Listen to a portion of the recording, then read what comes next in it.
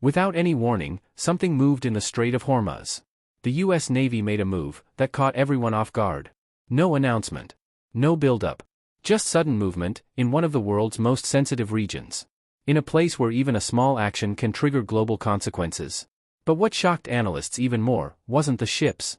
It was who they called next. The 82nd Airborne, one of America's fastest and most elite rapid response forces. So the question is, why would a naval mission suddenly need airborne troops? To understand this move, you first need to understand this location. The Strait of Hormuz, one of the narrowest and most critical choke points in the world.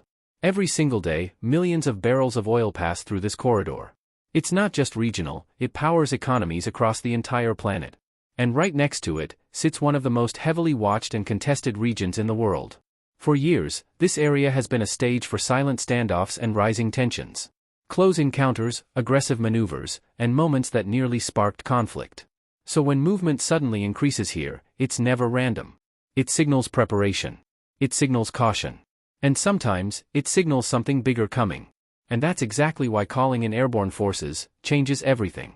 The 82nd Airborne isn't just any unit, it's designed for one thing: rapid deployment into high-risk zones. They don't wait. They don't prepare for weeks. They arrive, fast and ready. Within hours, they can be anywhere on Earth, including the Middle East. So why bring them here? Because sometimes, control of the sea isn't enough. Navies dominate water. But real power often depends on what happens on land. Ports, airfields, coastal positions. These are the pressure points that control the entire region. And the 82nd Airborne specializes in taking control of these points, fast. In some scenarios, they're deployed to evacuate. To extract people before things escalate. In others, they prepare for conflict. Securing ground before a situation spirals out of control. And when you combine naval dominance with airborne speed, you create a force that can strike anywhere. So what does this move really mean? Is this preparation for conflict, or a move to prevent one? Sometimes, the strongest moves are not about attacking, they're about sending a message. A message that says, we are ready. A message that warns, any miscalculation could have consequences. Because what happens here doesn't stay here. It impacts economies, markets, and millions of lives around the world. And that's why bringing in the 82nd Airborne isn't just a tactic.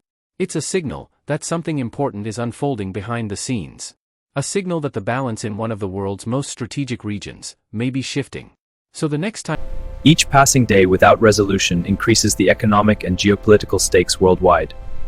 Investors and markets remain anxious, closely following developments in the Gulf region. Ships continue to leave the region under heavy guard, a sign of cautious optimism amid uncertainty.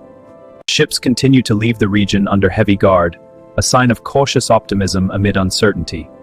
As the sun rises over the Persian Gulf, the world watches closely. The crisis is far from over.